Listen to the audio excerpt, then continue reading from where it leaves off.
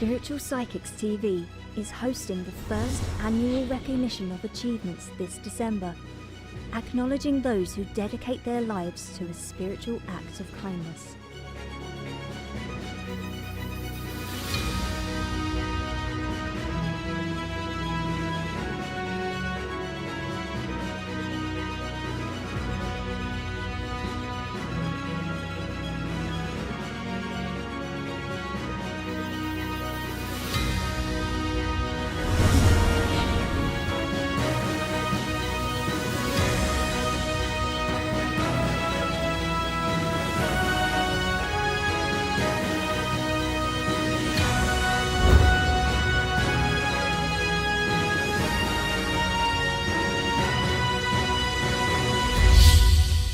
Spiritual Psychics TV, bringing spiritual people together.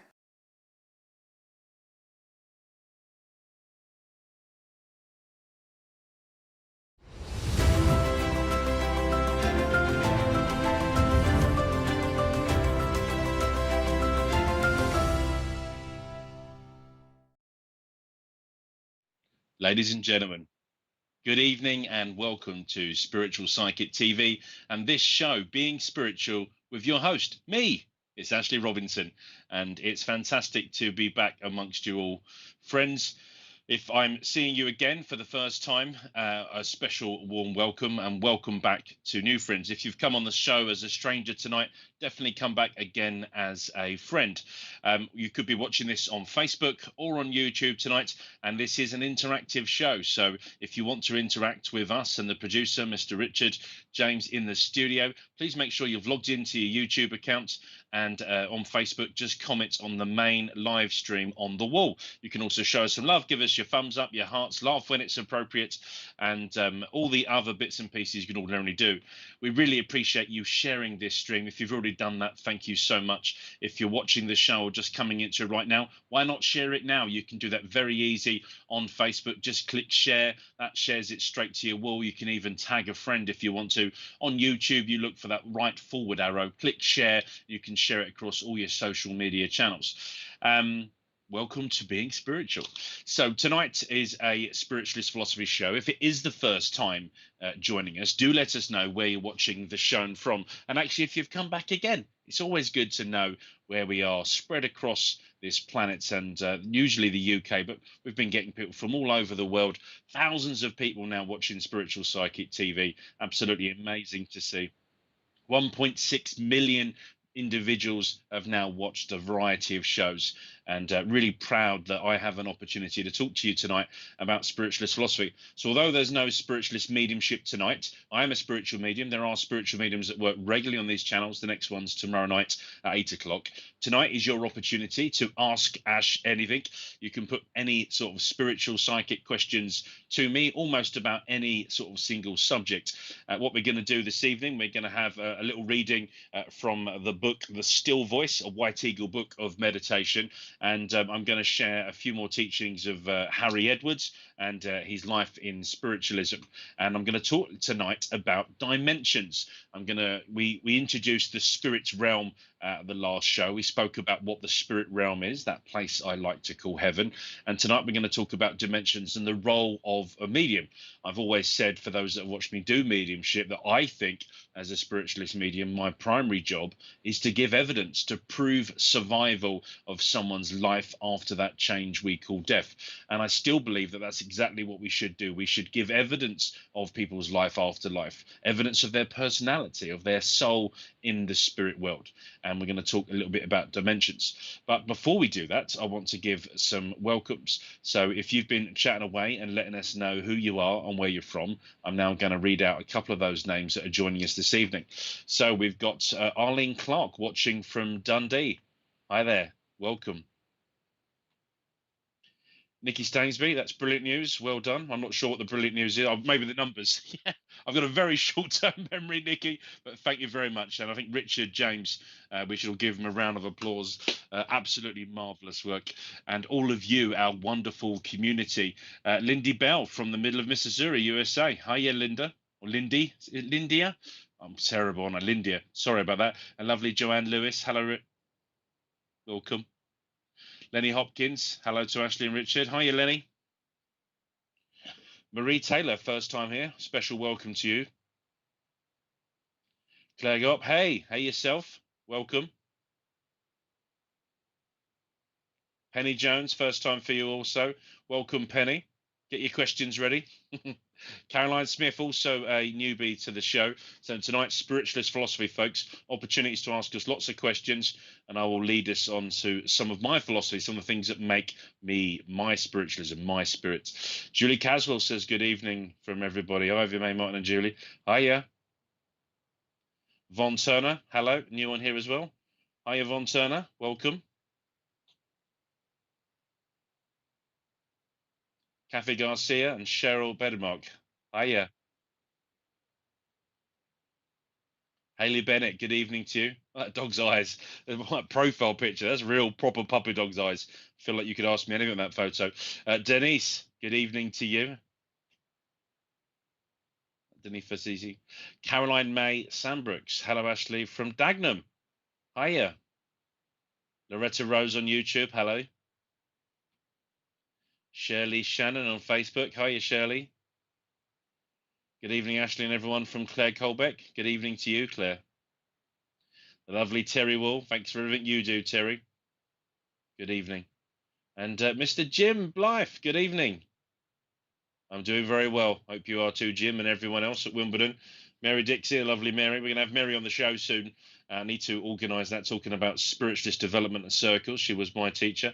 Olivia Louise. Hiya, Livy. Good evening, Ash, Richard, everyone. Hope you're all well. Love and lights right back to you. Natalie Bentley from Essex, North Essex. Hiya, Natalie.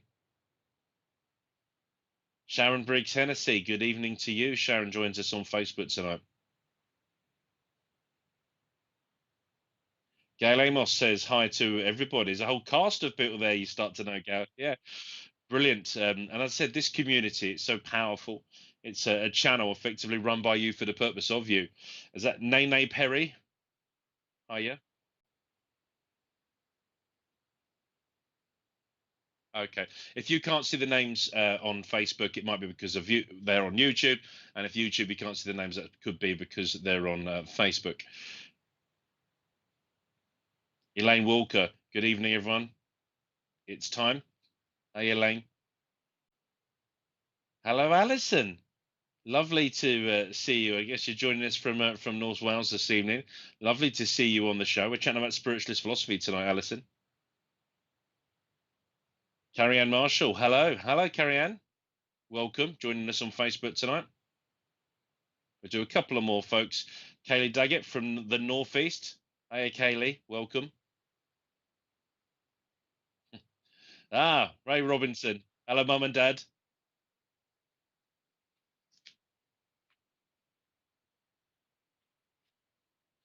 I'm sure I haven't mentioned everyone's name, but yeah, lovely, warm welcome to all of you.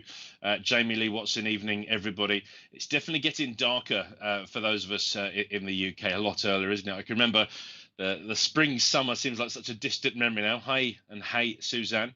So, folks, we're talking about spiritualist philosophy tonight. I'm going to start just with a little reading to open us up, and then we're going to talk a little bit about dimensions today, but you can ask us any question about anything. So the first thing I'm going to do is read this tiny little reading from the White Eagle Book of Meditation, The Still Voice. This is entitled God in Man, and we spoke a little bit about this book and the era that it was written and the masculine energy attached, no doubt, even in trance, the medium and the way that things were written. But I still feel quite uplifted by a lot of the teachings of White Eagle. So without further ado, join me as I bring this to you. Okay. You enjoy the sunshine and the flowers and the birds. You rejoice in the glory of the skies, the blessing of the raindrops, the reflection of God's beauty in water and all that grows on earth. But in man himself, you will see the highest manifestation of the love of the Father. Can you conceive anything more beautiful than human life of the Master? So gentle and loving, giving without reservation to his brethren on earth.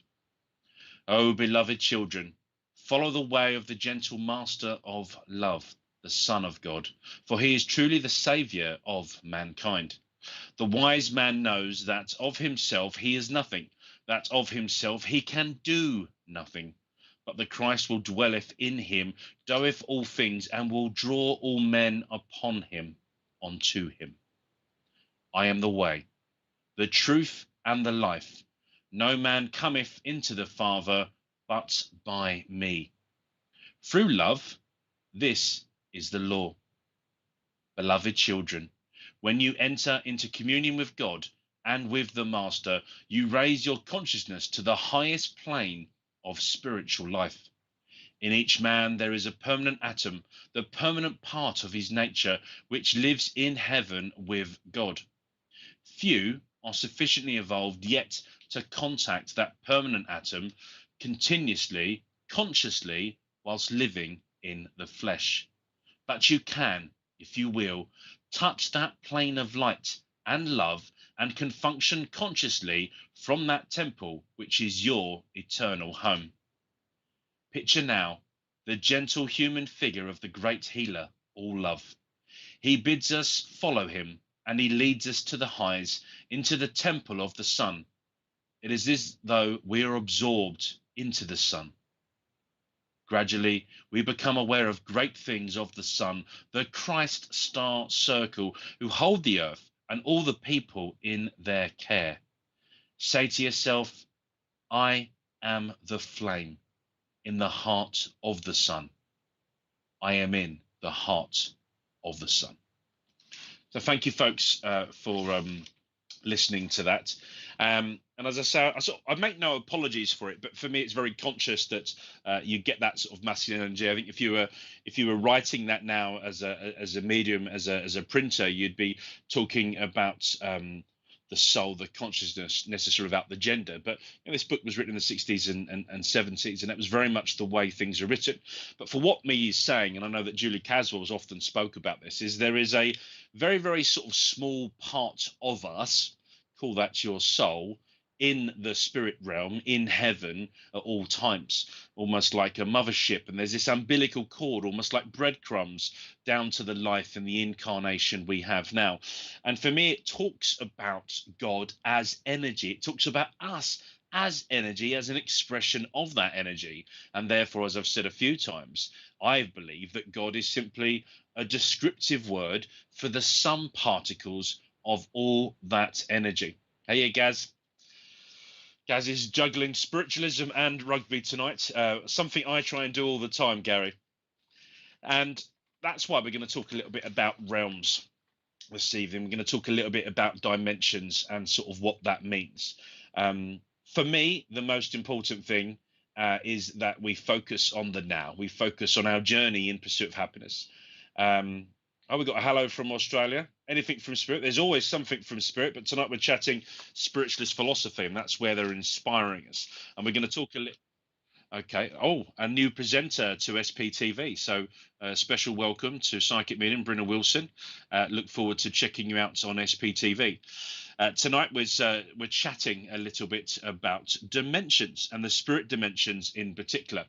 And I've had lots of different teachers and philosophy sort of influence my understanding of dimensions. Quinn's losing 21-0. Thanks a lot, Gary. Yeah, good. I feel like if anyone could also do the weather for me later, that would be appreciated. So we're talking about sort of dimensions, and for me, it was just beyond the realms of sort of understanding, really. But as I now sort of in the right age of my last year of my my 30s, for me, it's about exploring the art of the possible in terms of my understanding. I've got a very basic sort of understanding of metaphysics and a GCSE in science from South London High School at Stanley Park, and what is obvious for me as a dimension is this dimension, the third dimension, the 3D world. I took my son to a 4D experience the other day in a Paw Patrol park, and Nickelodeon characters. And he said, well, what's the difference? You're saying it's this fourth dimension, or you're getting, things sort of come towards our face. You had the 3D from the screen, which was otherwise a sort of 2D image. And I thought it's actually quite a good way of sort of understanding for me what are the dimensions. I've often understood that there are dimensions, and the reason we call this the 3D was because it was physical, almost like that pyramid of life. Perhaps the fourth dimension was this sort of transition or this limbo as we go towards heaven and the spirit world. People have spoke about the spirit world being somewhere up on the sort of fifth dimension, but I want to go into a little bit more detail. And my good friend Ralph A. Steadman used to sort of say that, what we don't understand, we're not necessarily meant to understand. It's not as important right now. But I think from a point of mediumship, of a point of understanding where the messages come from, I'm going to introduce this a little bit into some of the teachings of Harry Edwards. Harry Edwards had a wonderful way with words. And I just want to read a couple of paragraphs from one of these chapters, and we will then lead that into a conversation. But get your questions up and running, folks, and be a great pleasure in taking them. So, with communication between the two dimensions, there needs to be a medium to provide the means by which communication travels, and which is an integral part of the cosmos. In studying this medium is necessary to commence with elementary explanations in order that the reader may follow the more advanced conclusions. And obviously, in this case, folks, the medium was the wonderful healer, Harry Edwards. It is true to say that everything which exists in the universe is energy in a characteristic form. It is unorganized energy which provides the medium between the physical and the spirit dimensions. It is this simple form of energy which permits the light of a star to be seen on the earth, having taken 1,000 or more light years to reach us. And thus, when we see in the starry sky tonight, is an experience of long, long ago. Indeed, it could be that the star itself, from which we see its light at present, may not even exist in the same period of time we call the present. There needs to be a medium by which the warmth of the sun reaches us. We could not feel the sun's heat unless there was a form of energy which the heat force could travel the 90-odd million miles that the sun is distant from the earth. Heat is an energy too. We can proceed from the truth that everything which exists is energy. Every material thing is characterized energy composed of atoms. The paper these words are printed on is a mass of organized atoms. The ink which forms the letters is a different amalgamation of atoms constituting the ink. Every atom is ordered energy. The whole of the universe is a state of disciplined energy conforming to the laws which govern its purpose. Energy is the basic material of all physical creation. And for that reason, and there is the faculty of communication between spirit worlds and the physical dimension, it is logical to assume that energy is a common in the spirit life too. This implies that energy is the clay and the stone of spirit life, as it surely is in ours. Scientists are able to assemble molecules in order to perform specific purposes. Elemental molecule-form substances adopt different properties when associated with another elemental energy to form a compound, thus creating a third substance. And we use molecules of one order to effect a change in the structure and change of other materials. Uncharacterized energy enters into an ordered form with the atom. Every atom has a precise order, function, and purpose. The simplest atom is that of hydrogen. It is a central nucleus and a single electron which rotates around it at an amazing speed.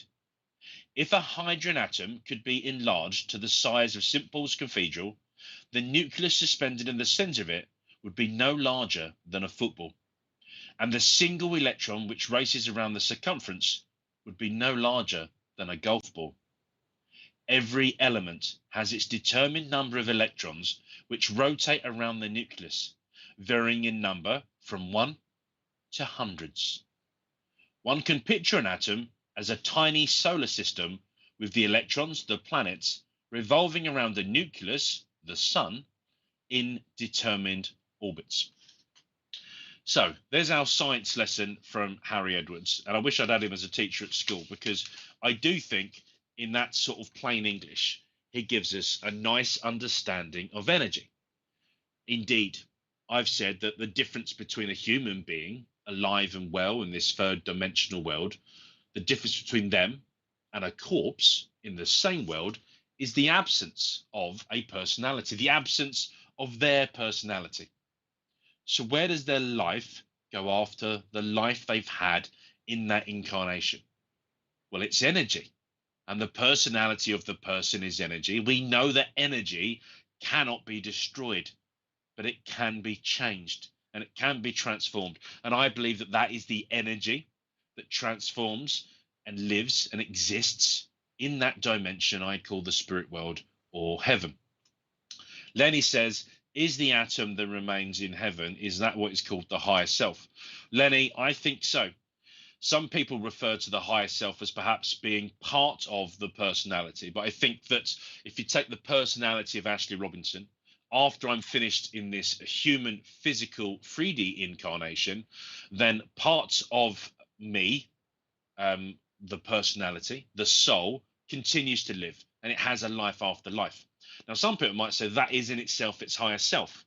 But if we think about the still voice meditation, we spoke about a bit of God, a bit of us being somewhere else. I think that perhaps that is the higher self, almost like a mother ship, and that we are actually a reflection of our higher self in this incarnation, in this experience.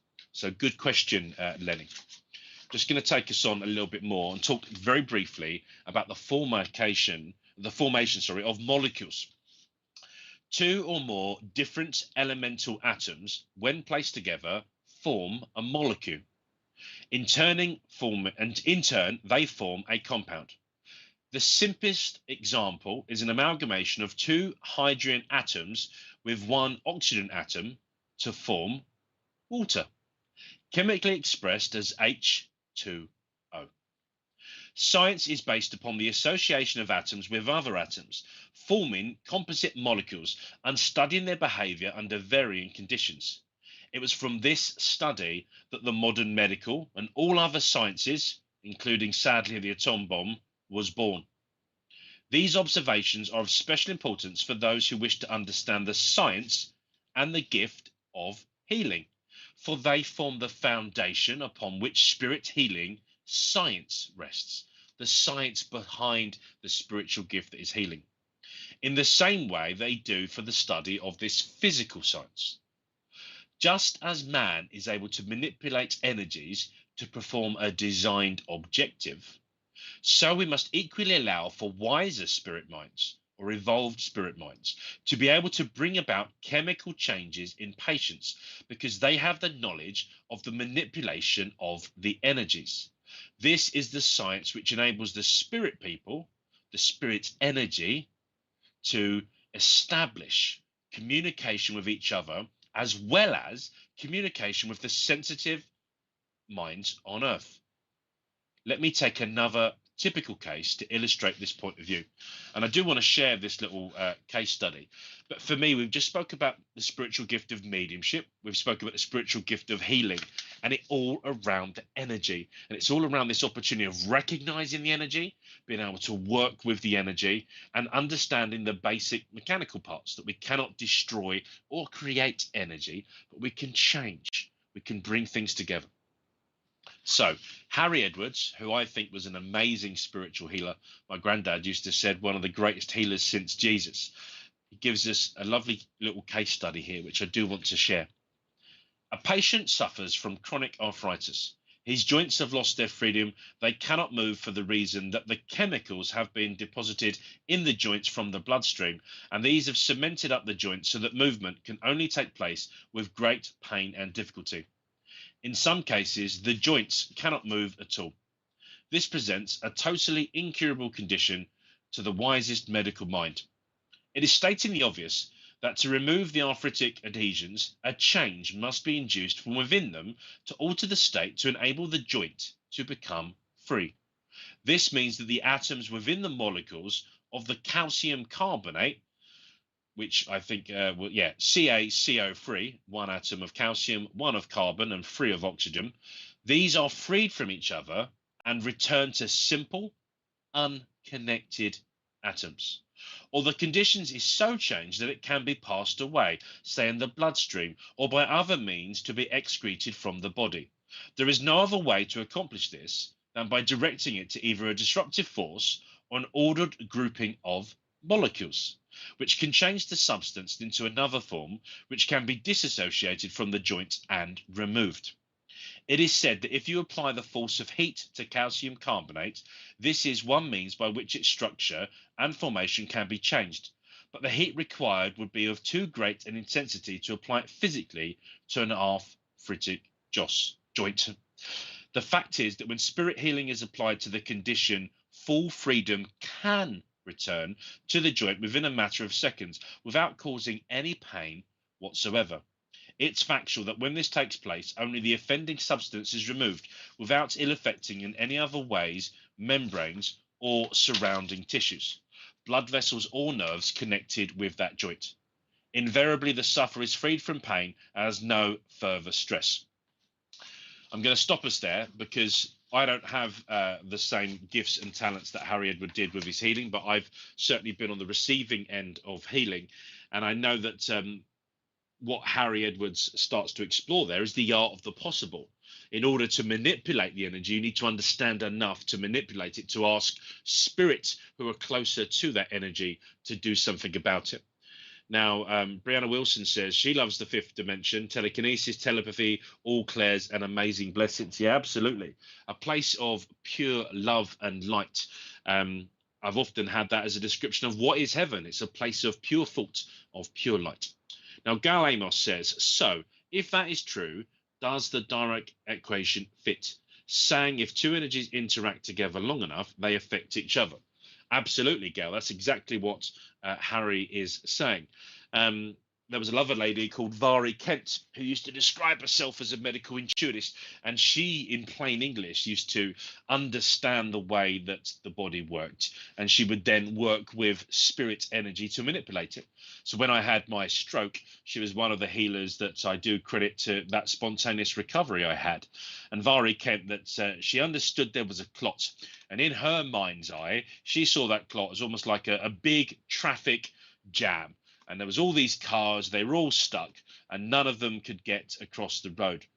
So in her mind, working with my mind, working with the energy of spirit, she created a flyover. And she lived quite close to Hammersmith at one point, and I used to call it the Hammersmith flyover.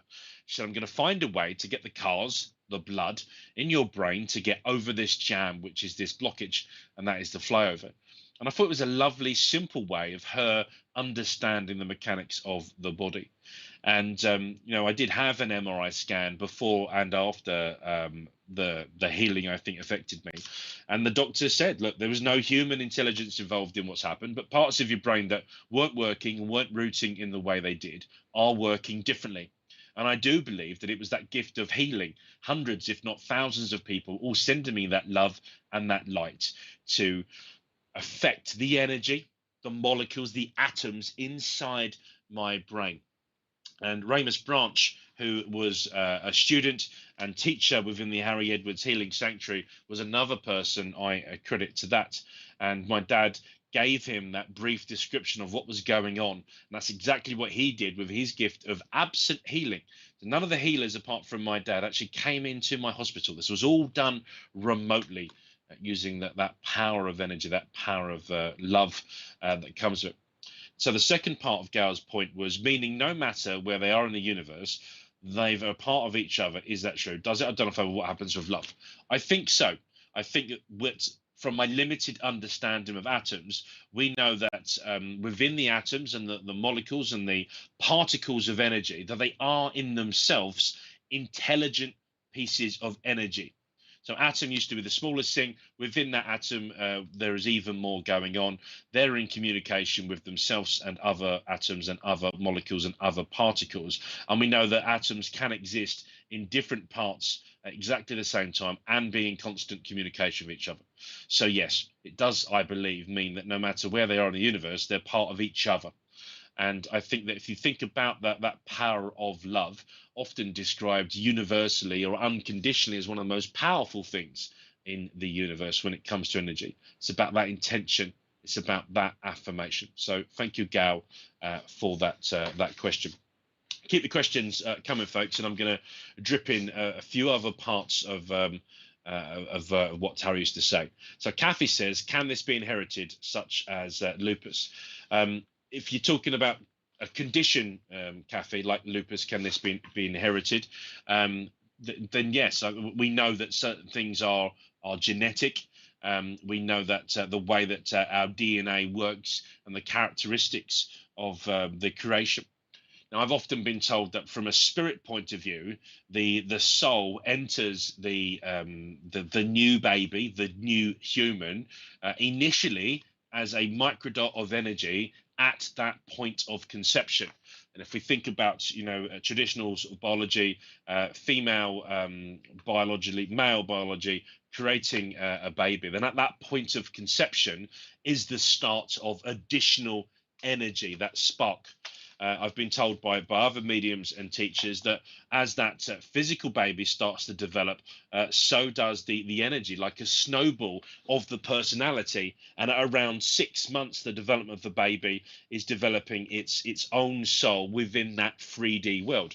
Now, you could argue, therefore, that it goes back to that point of we're always somewhere else, perhaps our higher self, that mothership. It starts like breadcrumbs to introduce us into that incarnation. That's lovely, Kathy. Thank you for that question. Hopefully I've answered that. I'll just carry on then with the last part of Harry's case study. It must also be said that this does not happen with every sufferer from arthritis. Removal of the trouble can be a progressive process, which needs time in order to remove the obstruction and restore function to the joint and surrounding tissues. It can, however, be said that it would be an exception for a sufferer from arthritis not to feel benefit to an appreciable extent. These are facts which have to be accounted for. To produce the chemical change in the joints is a planned process, and the healer is seeking it through his ability to attune to the spirit healing energies and intelligences who have been able to organize the correct nature, order, quantity, and number of atomic characteristics forming a molecule which, brought into close association with calcium carbonate, is able to affect a chemical change in its state. So what Harry is saying is, when all of those things happen, there can be benefit. And actually, no one's ever going to feel worse as a result of healing, but the results themselves depend on the patient's ability, the spirit's helpers and energies around them, and the ability of the person sending the absent healing or the love and the light to understand the nature of those chemical compounds. Even reading this in plain English starts to become very scientific. And Harry used to encourage that people teaching spiritual healing would continue to learn more about the body. So there are lots of different spiritual healing organizations. The one where my wife trained with the Reverend Leslie Moulton was United Spiritualists. Now that's a 2-year training syllabus in order to become qualified and accredited as a spiritual healer with lots of practiced healing. But a big part of that training includes learning about the human body and the autonomy, how the body works. Because the idea being that in order to understand the conditions that people are going through, the more you can plant that seed in your own mind, the better you can be as the healing medium to work with and direct that intelligent energy. And I think that in itself is fascinating, because the more we can invest in ourselves, the more we can do with ourselves, the more training, learning, development, trying to take that spiritual step every single day, continue to grow, a continued professional development too. All of that ever so important, because we open our own mind in this 3D incarnation to more. We create a bigger palette of information for the spirit world to work with. If a force is to be used to make a change, then it may well be that it can apply a heat of strength and intensity, which is not clinical, to produce a state of change. It is a common experience in spirit healing for both the healer and the patient to be conscious of a very strong measure of heat emanating from the healer's hands into the patient's body. And I too have received that both in physical face-to-face in-person healing as well as absent healing. This heat is sufficiently strong for both healer and patient to be aware of its intensity, and usually occurs when the healer's hand is in proximity to where the patient's trouble lies. If the healer moves his hand 6 inches away, the experience of heat disappears, only to return the very moment the hand moves back to its previous place. The significance of this is when a thermometer is placed between the healer's hand and the patient, there is no recorded difference in the thermometer reading. This can be demonstrated with the vast majority of healers and those of their patients suffering from physical stresses. Thus, the heat is not a clinical heat, and it may be of such a character and nature that when it is applied to something like arthritis and arthritic joint, a change in the substance takes place. This is not the end of the story. Perhaps it would be hard to find a better instance to illustrate the inter-association of the two dimensions, spirit world and this physical world. The more one tries to give a simple explanation, the more it travels wider and wider into its associations. And so it is with this one. I suggest that the formation of the corrective atomic properties are brought together to bring about the state of change in the calcium carbonate, and this commences in the spirit realm, using spirit energies which are the counterparts of our physical ones. Thus, it is necessary to introduce the process of absent healing, but perhaps a better term would be distant healing. Through this, a person will seek healing by means of a letter or telephone call or emails and Instagram and social media, spiritual psychic TV now. They would ask a healer to cure them or any person of, say, arthritis. The patient could be next door in the next village. They could be anywhere in the world. Again, I call in the facts. It is established in hundreds of thousands of cases that patients have been freed from the shackles of arthritis by absent healing, some completely, some partially, with smaller percentage not responding at all. This, for me, is the power of prayer, the power of sending the right thoughts, of wishing that person well. And, I like to think I'm here now as a direct result of that absent healing after my major stroke. And I'll just finish with these few quotes and then I'll take Julie's point. In absent or distant healing, the healer may never see the patient. Their only contact is by means of the letter or telephone call or email, social media. Yet it is beyond all disputes that whether or not it be a short or longer time, the sufferer will, in all probability, be relieved of their trouble.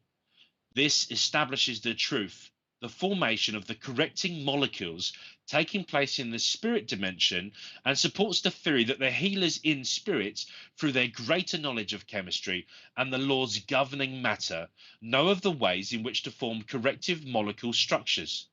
This energy is then directed either to the patient direct in the case of distant healing, or in contact healing to the healer associated with the patient.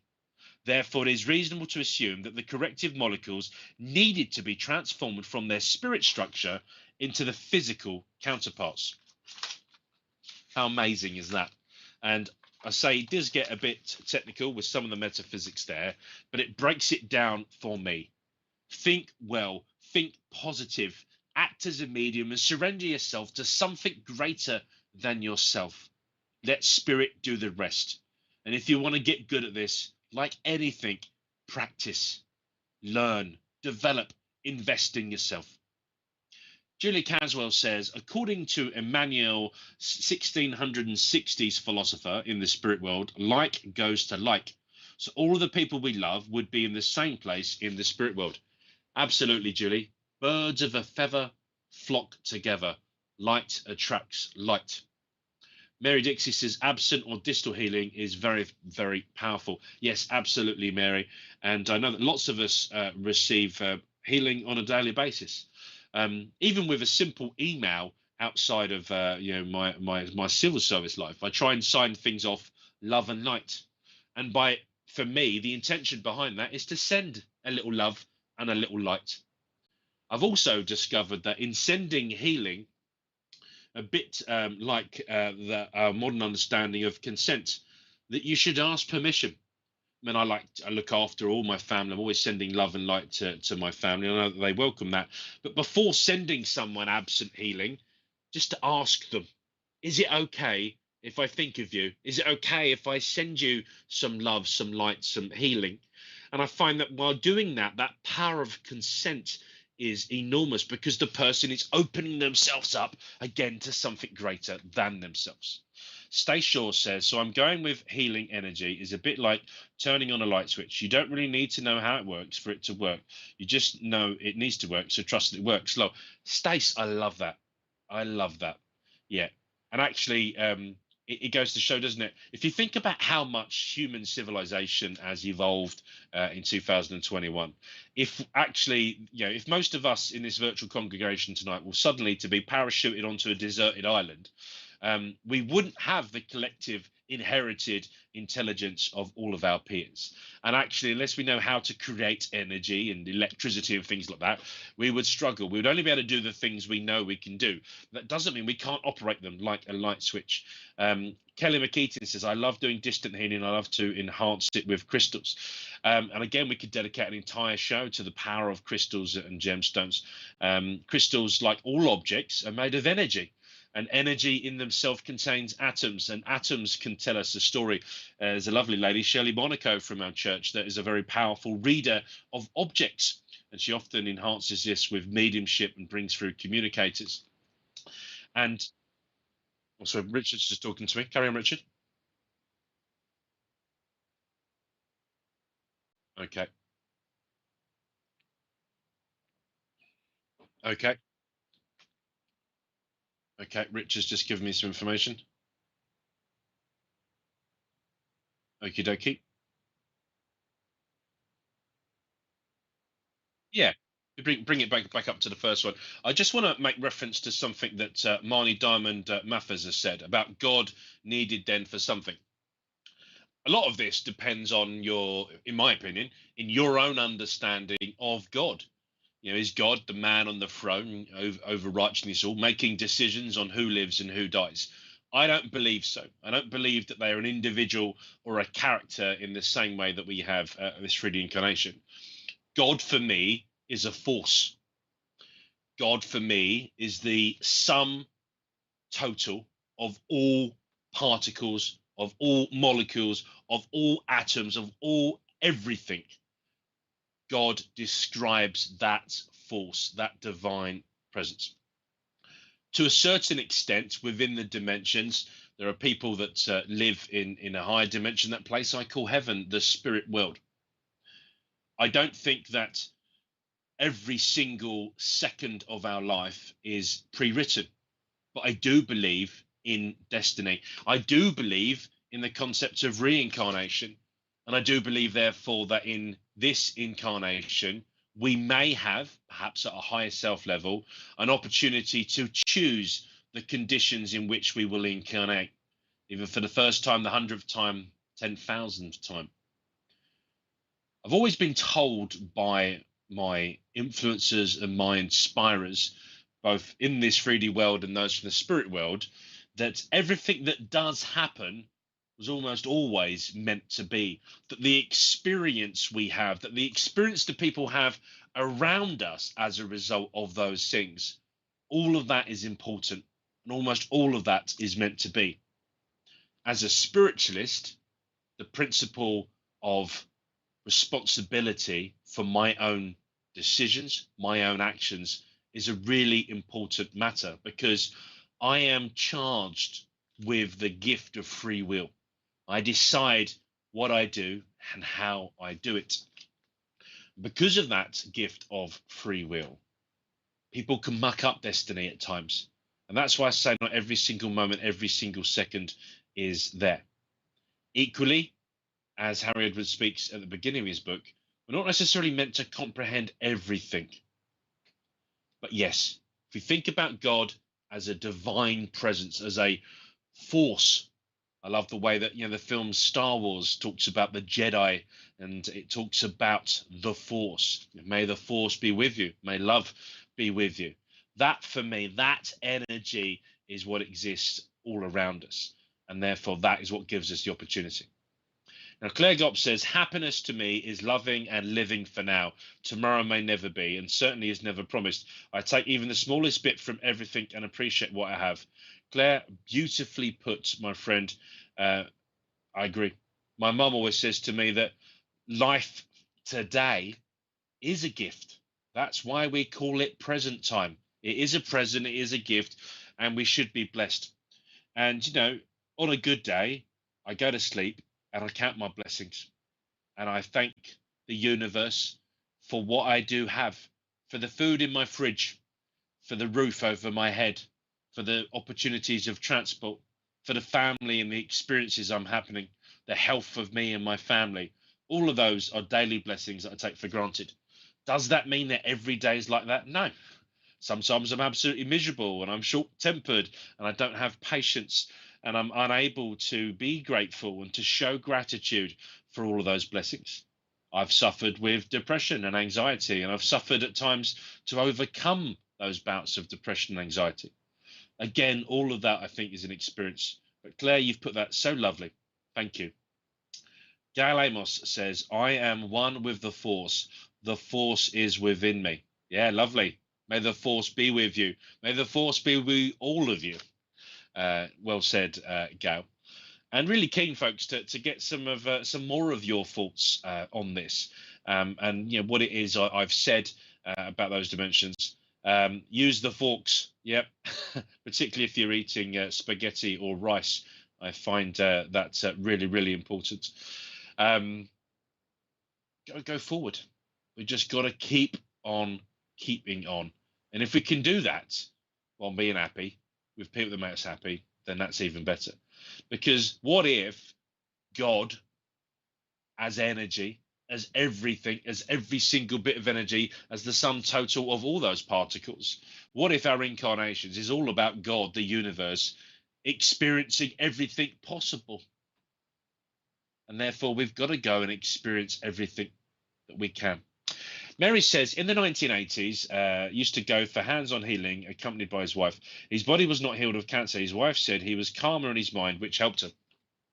And Harry Edwards, one of his greater tragedies in his life was that he was unable to save the life of his best friend, who did eventually, the body was consumed by cancer.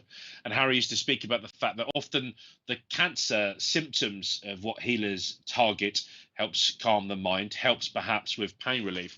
But really, there needed to be a greater understanding of what was cancer, and if you could go back to what caused cancer.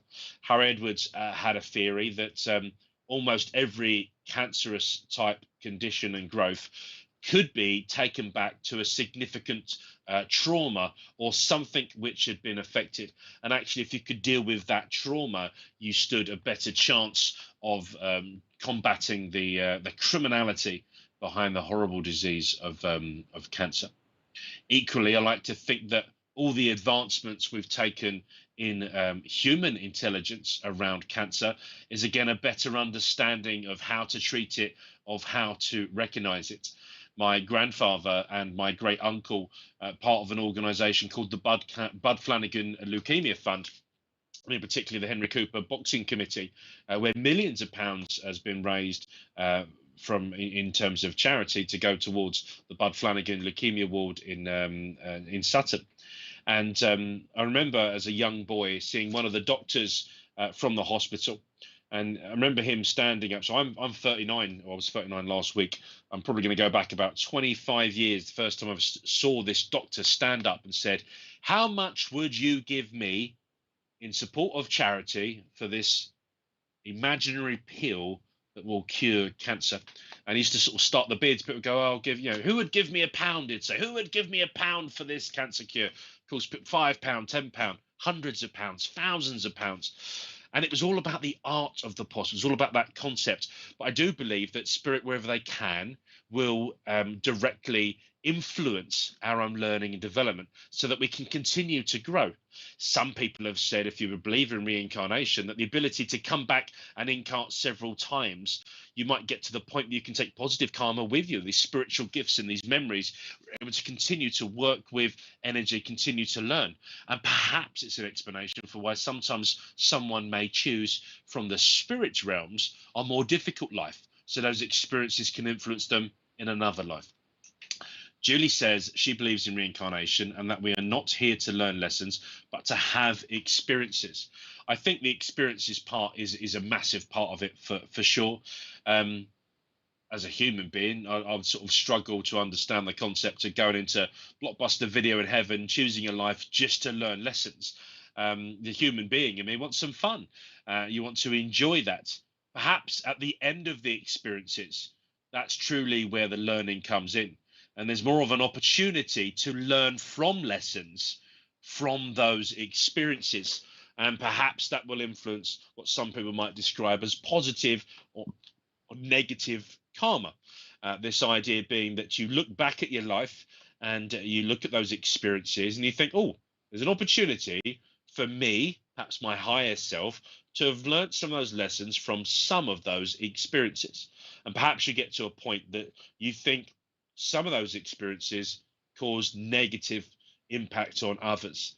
And I want to now experience what it is I did out. Equally, all the love, all the light, all the fun, to be loved, all of those things, you'd come back and have another go at. Why not?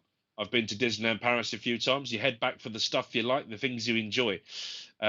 So yeah, absolutely, Julie. Good point. Thank you very much. Any other questions coming, Richard? Yes. Joanne Lewis says, although when I do healing, I ask God to be a clear and open channel to bring the healing to the soul, I also ask the recipients, guides, and angels to help also. Lovely, Joanne. And what, again, a great way to explain how you use that gift of healing and how it all comes in together. And I think that without a doubt, a big part of my attribute to spiritual healing helping me with my stroke was that I believed that healing would help me. That I would walk out of that hospital and that I would be as well as I could be. And my neurologist said I had made as full a recovery I was ever likely to do after that amount of significant brain damage. And for those that don't know me well enough, it was 1/3 of the brain cells on the left-hand side of my head that died, and they don't come back. It's a big chunk in that middle left-hand side. And I do believe that it was through healing and the love and light that surrounded me that helped me. Right, just going to give another little read of some of Harry Edwards' teachings. So, Harry Edwards says, one cannot rule out the very common belief, which is the belief only that the healing of the arthritic joint is a direct dispensation from God, who has heard the prayers of the patient, his relatives, or the priest, and has overridden his laws of creation under the ornament powers he possesses to create a situation which is contrary to the science arising from his laws. Is there in any reason in the explanation offered, it confirms the conclusion that there must be communication between the two dimensions of life. These dimensions relate to communication by thought, as well as the application of the science of manipulation of energies, which are common to both dimensions, and that the common substance of the unorganized energy, often referred to as etheric energy, provides the states of being as the medium between those two dimensions. With every ill condition, there is a troubled state of chemical imbalance for which there is a definite cause and which needs a definite corrective energy structure to bring out the planned change. We cannot escape from responding to the law of cause and effect. Whenever there is a cause for change, then the symptoms or effects follow. A healing has been effected when the cause has been removed, enabling mastery to be established over the symptoms. In many cases of physical disease, a chemical change needs to be induced at the site of the trouble, and medical treatments have this purpose in view. We can attempt to understand life in the spirit world. The more we appreciate the detail and the purpose of the gifts of the Spirit, we are able to approach a definite conclusion connecting these two dimensions, bearing in mind that energy healing is a planned effort, having direction and purpose, that every state of change in the universe is a law governed, and every planned, achieved state of change results from intelligently applied, law governed forces and energies to the subject. The conclusion, therefore, is this: the spirit intelligence or intelligences are not only able to obtain an accurate diagnosis of the patient's conditions, but are able to, one, analyze the chemical substances causing the ill condition right down to their molecule components, and two, to direct that particular ill condition of spirit generated molecular force designed to bring about the desired chemical change in the harmful molecule structure causing the patient's ill health, and so affect a change for the better. So I do love that summary that Mr. Edwards brings us to. And I do love the way that this chat and show has gone tonight, because in planning for this, it's not so much of a lesson plan, but I have a chat with my guides and inspirers about what we're going to do. And I was explained that I would be able to do these bits of readings and take questions, and it would all flow. And it has all worked out exactly like that, as we've had those questions, which for me have almost then been answered in Mr. Edwards' teachings and philosophy. And it brings us towards, the last sort of 15 minutes of the show where we can take some more questions. But, for me, reading Mr. Edwards' sort of summary, we speak about those spiritual gifts. We did a lovely show dedicated to the spiritual gifts threaded through the King James Bible. We talk about Jesus as a medium and healer and all the gifts he said we would do. What's it all about then? Why? Why have this ability if not everyone has this knowledge? How important is it, therefore, to share the knowledge we have? What if people don't want that knowledge? What if they're not ready? For me, as part of my own personal mission, as part of an objective for these shows, is to share my knowledge of life after that change we call death, and to share my knowledge and the truths of spiritualism. That's a mission my grandfather took on in 1982. It's a mission that I take that lantern, I take that baton onwards, forwards, with the wonderful volunteers and people, like-minded people I get to work with on Spiritual Psychic TV, at Women in Spiritualist Church, at Hatbridge Spiritualist Church, and all of our lovely volunteers, because I do believe I have some of the truths of spiritualism. And it's an absolute pleasure to be on YouTube and Facebook tonight sharing my knowledge. But I don't have all of the knowledge. Collectively, I think we have a lot more. And therefore, the opportunity to share, the opportunity to engage with each other is really, really important. So within spiritualism, I often speak about my role models. I speak about some of the teachings of leaders like Jesus, leaders like Harry Edwards. But what is a leader in spiritualism? What does a leader look like? Richard James is definitely an ambassador with Spiritual Psychic TV. Yeah. And he's someone that I would choose to follow. But for me, spiritualism and leadership in this field, it starts in the future. So we must build a picture of that future together. We must decide what that finish line starts to look like. What is it? Is it just a finish line and completion line? Is it paradise and utopia? As we build that picture of the future, our future, as we build that picture of the future together, we must engage with each other. We must talk to each other. We must stand up for things that we think are right. We must challenge the status quo we think it's appropriate. We must respect each other's opinion and trust that their free will and desire to go onwards and forwards with their experiences is just as important and relevant as ours. And if we build those big relationships, we share our knowledge and information, then we will deliver that future together. Friends, I've really enjoyed chatting away with you. We are going to take some questions in the last 10 minutes of the show, but I'd now like to just take a very short break and we'll give you some of the adverts about some of the other amazing things happening on Spiritual Psychic TV. You're watching Being Spiritual with Ashley Robinson. The show will continue after these short announcements. Tomorrow night from 8 p.m, we have our weekly show, Mediumship Demonstration. This show offers the opportunity for mediums to demonstrate their mediumship abilities by offering free readings to our viewers.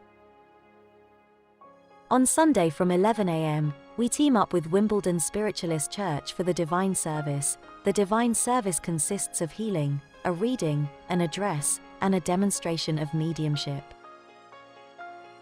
Sunday evening we have our weekly VIP evening. Details can be found in the VIP lounge. For more information on our broadcasts, schedule, and information about the presenters, please visit our website. That's it for all the announcements. I'll pass you back to Ashley. Enjoy the rest of the show. Well, welcome back, folks. I've had some water and looking for an opportunity to answer some more of your questions. The lovely Lorna says that she's loved the show tonight, and thank you, Lorna, for your contributions, and thank you for engaging with each other and doing that in a respectful way. Wendy says thank you for sharing it. It's helped me a lot. Wendy, you are very welcome. And one of the missions for me, or the objectives of that mission, has been the way it has changed since I started doing this on Spiritual Psychic TV, and the way that my team continue to inspire me. Cheryl asks a question here. Hi, Ashley. Can spirit travel to the future and the past? Well, Cheryl, I think I'm going to answer the question with a question, then I'll give you a bit of an answer. What is current time? Is it Greenwich Mean Time, 21:03 on the 8th of October? Is that the now? We were talking about calling it the present, weren't we? I think that in the spirit world, time is certainly less relevant than it is for us. And the reason I say that is the way that we exist in this 3D incarnation, the way that we sleep and rest, the way that we rely on the planet revolving on its axis in its orbit around the sun, all of those things that govern our 24 hours of the day, our counting of the 7 days which form the weeks, the 52 weeks of the year and the months, all of that exists in the 3D and is therefore part of our experience in this incarnation. In this spirit world, there is no physical, there is no third dimension. They're in the fourth and the fifth and everything else. And the spirit world exists as pure thought, as pure energy.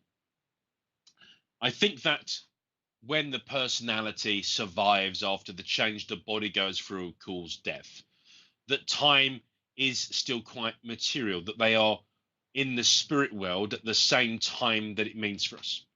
But as time goes by in the physical, spirits often say that for them, time has not gone as fast or as slow.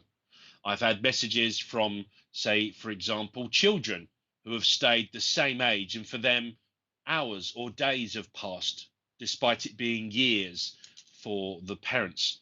Equally, children who have passed and are now running at 400-500% faster speed, have grown up, have evolved, and for them, it's been many, many years since they passed, whereas for the parents, it may have only been weeks or months. We have evidence from guides and inspirers that come through that may have existed thousands of years ago based on our current calendar, but for them, the spirit world has been only a short period of time. So does that mean that spirit can time travel?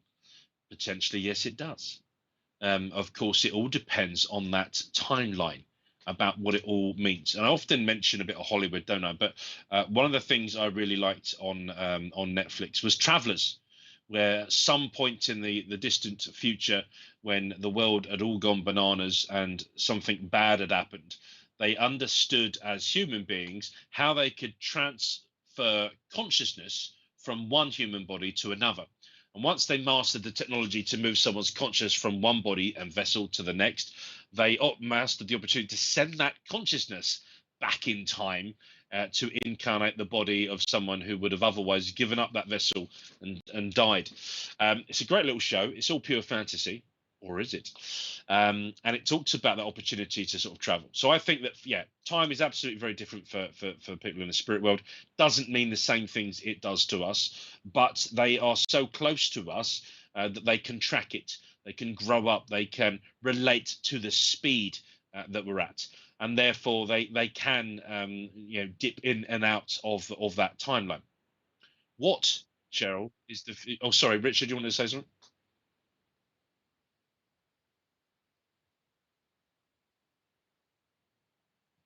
Yeah, Richard talks about the past as being sort of memories. So yeah, in that sense, that's a really good point, Richard. They could definitely travel into that. What is the future? Is the future something that hasn't happened? Or actually, if we think about it, are we in the future now and everything was in the past? So yeah, it all depends on your understanding of time. We could probably dedicate an entire show to that. But I like the way that Richard's just said to that. In the past, the memories exist, and their energy, they're pure thought. So they can definitely dip in and out of that. As a spiritualist medium, I've never had spirit communicators come through and accurately predict the future of what is happening right now in our sort of 3D lives and incarnations. That's why as spiritualists we say we don't do fortune telling, because it's not yet happened. Of course, they can perhaps see a path on. Kathy says, why do people pass on happen to keep their energy in jewelry or possessions? I thought when they pass on, they're in heaven or wherever they are. Atoms, Kathy. So, in the same way that, I'm wearing my wedding ring right now. It's a metal ring. It's a grey sort of coloured metal, probably silver. I think there might be even platinum this one. That in itself is atoms.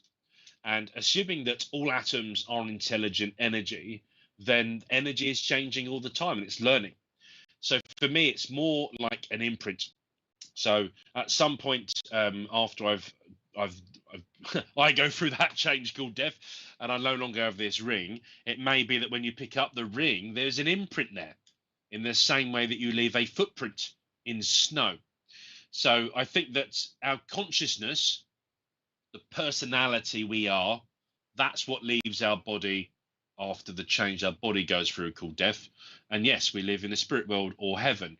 But jewelry and possessions, areas, that is all made of atoms, all made of energy. And therefore, like a footprint in the sand, there is this imprint. And the atoms themselves, which are intelligent particles, tell their own story. So hopefully that answers that question, Kathy. I know that we've had working theories, haven't we, about so-called possessed dolls or teddy bears and animals and things like that. We had Malcolm Robinson on the show a little while ago, and he was talking about some of the so-called haunted sort of teddy bears and things. But actually, I think it's more about imprint. Shirley Shannon says, how much of a role do you think the power of suggestion have to do with energy healing? I mean, Shirley, I think it's a massive part of it. You could argue that, does that mean that this would work as a placebo? I tell you that this magic pill will cure all illness. You believe me, you trust me, you take the pill, and because of the power of suggestion, you start to feel better. Yes, I think that is a big part of it, because what is the power of suggestion? Well, the power of suggestion is thought. What is thought? Thought is energy. Is it positive? Yes. So it's going to make a difference. The same way negative. If you wake up every day, look yourself in the mirror and say, hello, good looking, aren't you doing fantastic? You're beautiful inside and out. You are healthy, you are fit, you are well, you are confident. If you're able to look yourself in the eyes and say that every single day, then you will eventually start to believe it. You will plant those seeds every single day. Whereas if you wake up like, I do sometimes, you big fat bloke, you've eaten too much food, you've not done enough, and you weren't very good at that meeting, you're going to not do very well at that meeting today, and your trousers don't fit because you've put on too much weight. That sure power of suggestion plants a seed too. So we did an entire show dedicated to the power of affirmations. And for me, the power of suggestions has something to do with that too. And some people that really understand this quite clever are people like Darren Brown, that can plant all sorts of suggestions in our mind and show just how powerful that is. Thank you, Shirley. Good question. Volta Renato de Andre Pontes, I hope I've pronounced that correctly, Volta. Are Earth spirits barred from reincarnation in different worlds? Ooh, good question. I'd definitely like to dedicate an entire thing to that. Right. So, in a nutshell, assuming that the universe is continually expanding in an effort to, in infinite ways to experience itself, then without a doubt, we as planet Earth are a tiny grain of sand in that universe. There must be other forms of intelligence and intelligent life out there. Particularly as we just said that all energy is in itself intelligence and it's intelligent energy, then everything, planets and the stars and the suns and everything else out there is all intelligent energy. Now, incarnated spirits and beings like us, yeah, they probably exist at exactly the same time. Are they on this timeline or different timelines? I'm not sure. Again, I love my sci-fi and my fantasy in the worlds of sort of Star Trek. I do think at some point our timeline will be overlaid to other people, other incarnations, other beings. But I think we are limited by our own sort of palette, most of us, and therefore spirit beings and incarnated beings that pass that place I call heaven, I think 99% of the time as a medium, that's what you're getting evidence from. However, there was a wonderful show on Spiritual Psychic TV, which was the Origins of the Ancients with Birgitta Veza and Kate. Was it Kate? I've forgotten her last name. Kate Buxton. So do go back and have a look at those, because they talk about all of this. And actually, there are very enlightened people on planet Earth right now that can tell you all sorts about different beings and life throughout different time. The book of, was it Akuni? Forgotten the name of it now. Birgitta would tell me off. But she spoke about thousands of years ago in Earth history. They talk about life on other planets and being here. But I think that bard's an interesting word. I always think about bard, like, you're bard, get out of my pub, sort of bard. I think that there are spiritual laws which govern the energy.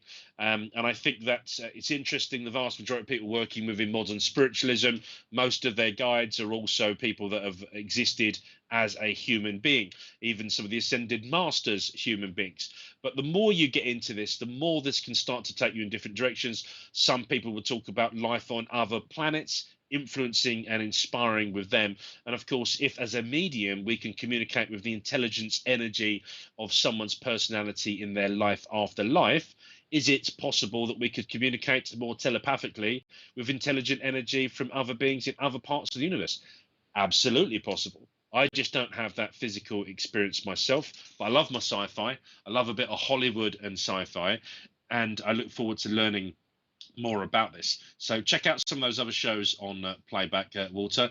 Hopefully I've answered your question, but yes, I think that earthly spirits, from a reincarnation point of view, certainly from an experience point of view, it's one flavor followed by the next flavor in a traditional ice cream shop, and perhaps you need a totally different shop in order to experience life on other planets. But Ralph Steadman, and you can find his books on Amazon. Ralph L. Steadman used to talk about the fact that the atoms which make up the human being actually probably would have started as things like minerals and rocks. And those atoms all collectively, they experience life as, you know, water, gas, rocks, flowers, animals perhaps, and eventually they grow like a snowball until they can form the incarnation of a human being. So another good theory there. And why would it not include life on other planets? Wendy says, are we here for a reason? Yes, we're here for being spiritual with Ashley Robinson on Spiritual Psychic TV. I'm joking, Wendy. Yeah, I think we're all here for a reason. I think that it's our mission to go off and explore what that is. You know, again, in pursuit of happiness. It's for all those experiences. And I think to a certain extent that you perhaps from heaven get to choose some of the properties of that incarnation, of that life. And although you might have an indication of the reasons why you're about to incarnate, all of that is cruelly taken away from you, locked up in your Acacia records, and there you are sent off on your way into a defenseless little baby that can walk and get its own food and totally reliant on other people for a big chunk of your life. But yeah, go forwards and experience as much as you can, doing things that make you happy. Hope that answers that, Wendy. And we are at time, so I'll take one or two more quick questions. Josie Coco Madonna, how is heaven, do they ever tell you? Well, heaven, I'm told, is amazing. It's everything you want it to be, it's everything you need it to be, and more. And from all of the evidence I've given as a spiritualist medium, no one's ever told me that they want to come back. Where they are feels absolutely amazing, absolutely perfect, exactly what they need. We get evidence from communicators about saying that you can reproduce the concept of bodies and places. It's just that you don't have it in that 3D. You don't have that physical incarnations. It's a slightly different experience. But people talk about producing a spiritual body in heaven without, minus any of the imperfections. I believe that my own nan finally had a little cottage by the sea, and my granddad went there first, and he had it built and sculpted just the way she wanted it, and they were able to enjoy that downtime together in that cottage by the sea with their little dog, and all of those things they wanted to do, so they were able to do. And then if you want to go off and do learning and development and investment, all of that's possible too. Thank you, Jose. And I think, folks, that's a wrap. We've come to the end of the evening. It has been wonderful to engage with you all this evening. Thank you so much for your lovely questions, for staying with us, and thanks for going off and having your own questions within that community. Do take some of the conversation perhaps over to Spiritual Psychic TV fan page on Facebook. There are also lots of VIP nights and Zoom clubs. Is there a Zoom club this evening, Richard? So about 9:30, you've got time to go and have a quick cup of tea and maybe a quick snack or a wee. You can go and join all the very important patrons and others on the Zoom. All of the details on that will be probably posted in the chat window, as well as Spiritual Psychic TV fan page. If you've enjoyed the show tonight, then give us the thumbs up on YouTube. Give us the love on Facebook. Let us know that you have enjoyed the show. Perhaps continue to share it with friends that might find this a useful conversation and insight. And remember to like and subscribe so you don't miss out on any of the wonderful things that are going on in Spiritual Psychic TV. You can, of course, find me on Facebook and Instagram and even TikTok now at Ash Robinson Medium. That's at Ash Robinson Medium. And Spiritual Psychic TV online. Do check out the website, the amazing directory, all of the amazing things going on, lots of events. Find your local spiritual churches, centres and readers. Catherine Williams, I'm going to give you final words of the night. You say, yes, wonderful, Ashley. Thank you so much. We look forward to seeing you in Bournemouth.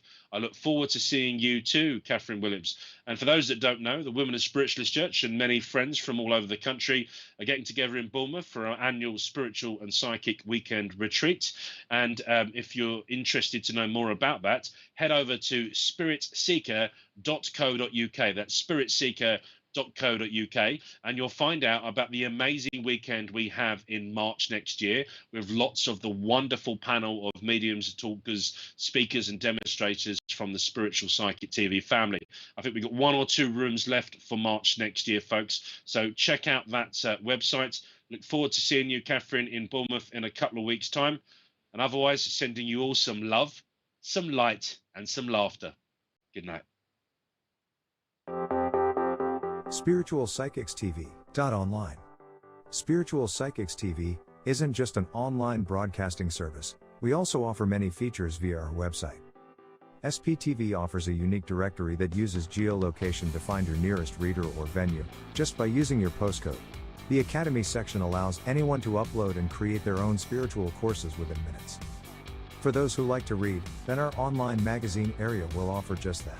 The SPTV shop enables anyone to start their online shop, be it to sell used or new items. You can also find our schedule and information about our shows. Spiritual Psychics TV, bringing spiritual people together.